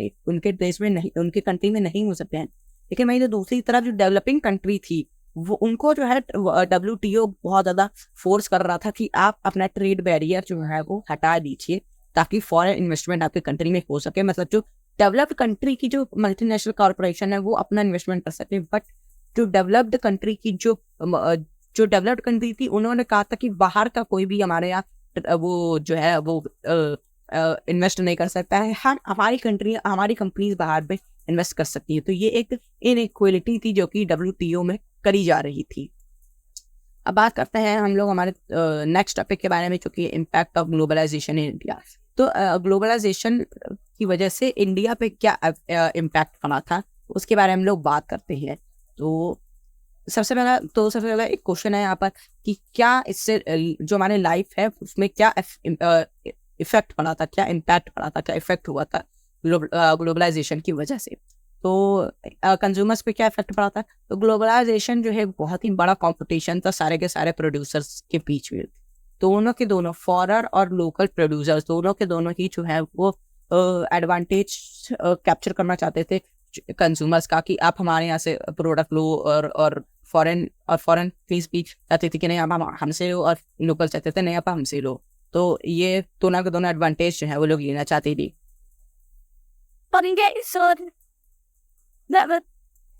There is a greatest choice before these consumers who now they can enjoy improved quality at lower price of several products. तो जैसे कि देखो कंपटीशन है, तो कंपटीशन में क्या होगा, जैसे कि अब हम जियो और एयरटेल का ही प्राइस लेते हैं। तो जब जियो आया था तो उसकी कितनी कम प्राइस थे, मतलब 100 रुपए में वो लोग अपना डेटा दे रहे थे। और वहीं जो एयरटेल था उस टाइम पर उसके 500,000 प्राइस जा रहे थे। तो उन्होंने क्या किया, उनको अपनी कॉस्ट कम करनी पड़ी, क्योंकि अगर वो अपनी कॉस्ट नहीं करते तो उनके सारे के सारे यूजर्स जो है वो जियो पे ही चले जाते। तो इसलिए उन्होंने अपनी कॉस्ट कम करी, जिससे कि जो है जो एयरटेल के यूजर्स थे उनको भी बहुत ज्यादा फायदा हुआ। इनको अब जो यहाँ पर वो लोग 500 से 600 हजार रुपए पड़ रहे थे, अब उनको केवल 100 से 150 रुपए ही भरने पड़ रहे थे। तो इससे उनको भी फायदा हुआ। तो ऐसे ही करके जो है ये एक बहुत ही बड़ी, मतलब बहुत ही ज्यादा कंज्यूमर्स को एक ये एडवांटेज मिल जाती है कि तो जब कंपटीशन में होता है कि भाई हर कंपनी चाहती है कि हमारा प्रोडक्ट ज़्यादा से ज़्यादा बिके, तो इसलिए वो क्या करती है, अपना प्रोडक्ट अपनी क्वालिटी इम्प्रूव करती है और भी ज़्यादा चीज़ें इम्प्रूव करती है, प्राइस घटा देती है कि हमारे प्रोडक्ट ज़्यादा से ज़्यादा बिके। तो ये दोनों के दोनों ही जो फॉरेन लोकल दोनों के दोनों कंपनीज जो है वो लगी हुई थी कि कंज्यूमर्स को अपनी तरफ अट्रैक्ट करने के लिए, तो जिससे कंज्यूमर को क्या एडवांटेज हुआ, कंज्यूमर को ये एडवांटेज हुआ कि उनको बेटर क्वालिटी जो है वो मिल रही थी, बेटर प्रोडक्ट क्वालिटी मिल रही थी कम प्राइस में। एज अ रिजल्ट, इसका रिजल्ट क्या हुआ कि there are people today enjoying much higher standard of living than was possible earlier. तो इससे क्या हुआ कि जो है वो लोग जो ज़्यादा से ज़्यादा लोग थे, मतलब जो मिडिल क्लास लोग थे, वो भी जो है अब जो है हाईएस्ट स्टैंडर्ड ऑफ लिविंग को जो है वो अब जो है जितनी हायर ऑफ लिविंग पॉसिबल थी वो उतनी से ज़्यादा वो लोग मतलब जी पा रहे थे, इंजॉय कर पा रहे थे। जैसे पहले के टाइम पे क्या होता था, पहले के टाइम पे अगर 2015 में जाओ, अगर किसी के पास आईफोन होता था तो वो भाई एक तरीके से मुकेश अंबानी का भाई ही माना जाता था। तो मजाक कर रहा हूँ मैं, मतलब बहुत ही ज़्यादा उसकी वैल्यू हो जाती थी। बट आज के टाइम पे क्या भाई, आज के टाइम पे तो चाय वाले झाड़ू वाले, मतलब ऐसे बोलने नहीं चाहिए, मतलब आज के टाइम पे आपको हर एक कोई, मतलब इवन भिखारी के पास भी जो है आपको आईफोन मिल जाएगा। तो ये सारी चीज़ें हो गई, क्यों हो गई, क्योंकि भैया ग्लोबलाइजेशन बढ़ा कि हर कंपनी चाहती थी कि भाई मेरा प्रोडक्ट जैसे से ज़्यादा बिके, तो जिसकी वजह से ही हुआ। और ऐसा नहीं, आईफोन का लोअर प्राइस तो नहीं है, बट फिर भी आप किडनी पेज आप चला सकते हैं। इम्पैक्ट ऑन प्रोड्यूसर्स, तो अब इससे प्रोड्यूसर्स से क्या इम्पैक्ट पड़ा, MNCs have increased their investment in India, which means that investment in India है beneficial for them। तो प्रोड्यूसर्स, तो इंडिया के अंदर बहुत ज़्यादा मल्टीनेशनल कॉर्पोरेशन जो है प्रोड्यूसर्स में इंडिया के अंदर इन्वेस्ट कर रही थी। इन्वेस्ट का क्या मतलब, मैंने आपको बताया कि वो जो है छोटी छोटी कंपनियों को या तो खरीद ले रही थी, या तो उनको और भी बहुत से ज़्यादा बल्क में ऑर्डर दे रही थी ताकि वो उनके लिए ऑर्डर्स बनाए। तो इससे उनको बहुत ज़्यादा फायदा हुआ जो प्रोड्यूसर्स थे इंडिया के अंदर। Multinational corporation have interested in industries such as cell phone, automobiles, electronics. तो मल्टीनेशनल कॉर्पोरेशन जो है वो सेल फोन की इंडस्ट्रीज, ऑटोमोबाइल की इंडस्ट्री और इलेक्ट्रॉनिक्स की इंडस्ट्रीज और भी ज़्यादा इंडस्ट्रीज, कई सारे इंडस्ट्रीज में जो है वो लोग इंटरेस्टेड थे, मल्टीनेशनल कॉर्पोरेशंस। तो इससे क्या हुआ, नई जॉब्स जो है वो क्रिएट हुई, और जो लोकल कंपनीज थी वो लोग रॉ मटेरियल्स इन कंपनीज को सप्लाई कर रही थी। तो जिसकी वजह से जो लोकल कंपनीज का जो माल था वो बहुत ज़्यादा बिक रहा था, और उनका एकदम अच्छे से उनका काम जो है वो अच्छे से उनका काम चलने लगा, और इससे नई जो जॉब्स हैं वो भी वही बनी। Secondly, several of top Indian companies have able to benefits from the increased competition. They have also a newer technology and production methods had raised their production standard. तो जिससे क्या हुआ कि जो इंडिया टॉप की इंडियन कंपनी थी, like Reliance industry हो गई, टाटा ग्रुप हो गया, तो ये अडानी ग्रुप हो गया, तो ये सारी के सारी जो कंपनीज थी इनको बहुत ही ज़्यादा बेनिफिट्स हो रहा था, और जिसका मतलब कंपटीशन बढ़ने से इनको बहुत ज़्यादा बेनिफिट्स भी हो रहा था, मतलब इससे बेनिफिट्स हो रहा था, कंपटीशन बढ़ रहा था। They have interested in new technology, और वो जो है नई नई टेक्नोलॉजी, प्रोडक्शन मेथड्स और प्रोडक्शन स्टैंडर्ड, इन सब पे जो है बहुत ज़्यादा इन्वेस्ट कर रहे थे जो इंडियन टॉप कंपनी थी। लाइक अभी मैंने आपको एग्जांपल बताया, अभी हम लोग एग्जांपल देख भी लेते हैं, जैसे कि टाटा मोटर्स जो कि ऑटोमोबाइल्स में थे, इन्फोसिस जो कि आईटी सेक्टर में थे, एशियन पेंट्स जो कि पेंट्स की कंपनी थी, एक्सेट्रा, जैसे नट्स बोल्ट्स के लिए जो एनबीसी में मेडिसिन भी थे, और कुछ अदर कंपनीज जो थी वो बहुत ही ज़्यादा तेज़ी से वो वर्ल्ड वाइड, मतलब वर्ल्ड में भी वो लोग फैल रही थी। हमारी मल्टीनेशनल कॉर्पोरेशन इंडिया में इन्वेस्ट करने से हमारी जो इंडियन कंपनीज थी वो भी मल्टीनेशनल कॉर्पोरेशन बनकर बाहर में इन्वेस्ट कर रही थी, बाहर जा रही थी। People with education skill and wealth have made the best use of new opportunities. तो जो लोगों के पास जो अच्छी जो चीज़ें थी, अच्छी जो एजुकेशन से स्किल्स थी, उसकी वजह से वो लोग अपॉर्चुनिटीज जो थी उनके पास, उससे उनको तो फायदा हो रहा था, मतलब जिनके पास अच्छी स्किल एजुकेशन थी उनको फायदा हो रहा था, बट जिनके पास अच्छी स्किल नहीं थी, अनस्किल्ड लेबर थे, उनको बहुत ज़्यादा लॉस हो रहा था, क्योंकि अनस्किल्ड लेबर्स को की जो वेजेस थी वो बहुत ज़्यादा कम मिल रही थी, लेकिन जो स्किल्ड लेबर्स थे उनको बहुत ज़्यादा वेजेस मिल रही थी, और वो अच्छी जॉब से मिल जा रही थी, जिसकी वजह से क्या हुआ कि उनको मतलब काफ़ी ज़्यादा प्रॉफिट हो रहा था उनको। बात करते हैं कि इम्पैक्ट ऑफ स्मॉल प्रोड्यूसर्स, तो अब बात करते हैं कि स्मॉल प्रोड्यूसर्स पे क्या इम्पैक्ट पड़ रहा था। तो बैटरीज, तो एग्जाम्पल में देते हैं बैटरीज का तो अब बात करता है कि इम्पैक्ट ऑन स्मॉल प्रोड्यूसर्स, तो स्मॉल प्रोड्यूसर्स के ऊपर क्या इम्पैक्ट पड़ रहा था। Batteries, capacitors, plastic tyres, dairy products, ये सारी की सारी जो चीज़ें, ये कुछ एग्जाम्पल्स हैं जो कि स्मॉल मैन्युफैक्चरर्स जो है मैन्युफैक्चर कर रहे थे। लेकिन इस हाई कंपटीशन के चलते जो है ये इनकी चीज़ों के ऊपर बहुत ही ज़्यादा बुरा असर पड़ा, क्योंकि हर एक जो है कंपनी जो है वो बहुत ज़्यादा जो है एकदम जी जान लगा रही थी अपने प्रोडक्ट को बेचने के लिए। तो जिससे क्या हुआ, छोटे प्रोड्यूसर्स को बहुत ज़्यादा लॉस हुआ। Many small industries in India have closed. तो जिससे क्या हुआ कि जो कई सारी स्मॉल इंडस्ट्रीज थी इंडिया के अंदर वो एकदम बंद हो गई, क्योंकि वही उनके पास बिल्कुल भी कुछ कमाई नहीं हो रही थी, तो वो सारी की सारी जो है बंद हो गई। इससे क्या हुआ कि बहुत ही ज्यादा वर्कर्स की जो जॉब थी वो चली गई। These small industries employ the large number of employ around 20 million in the country. तो ये सारी की सारी जो कंट्रीज थे, इसमें बहुत ज़्यादा लार्ज अमाउंट में जो वर्कर्स थे वो मतलब अनएम्प्लॉयड हो गए थे। अराउंड 20 लाख मतलब 20 मिलियन मतलब अराउंड 2 करोड़ मतलब 2 करोड़ लोग जो है वो अनएम्प्लॉयड हो गए थे। ये यहाँ पे ईडी आप पे थोड़ी सी मिस्टेक हो गई मेरे से, बट आप अनएम्प्लॉयड, तो लार्ज नंबर ऑफ वर्कर जो है अनएम्प्लॉयड हो गए थे। अराउंड 2 करोड़ लोग जो है वो अनएम्प्लॉयड हो गए थे। हम बात करते हैं इससे वर्कर्स के ऊपर क्या इम्पैक्ट पड़ा। सबसे पहले मैंने बात करें कंज्यूमर्स पे क्या इम्पैक्ट पड़ा, फिर दूसरा प्रोड्यूसर्स पे क्या इम्पैक्ट पड़ा, और फिर तीसरा स्मॉल प्रोड्यूसर्स पे क्या इम्पैक्ट पड़ा। और अब हम लोग पढ़ते हैं कि वर्कर्स पे क्या इम्पैक्ट पड़ा।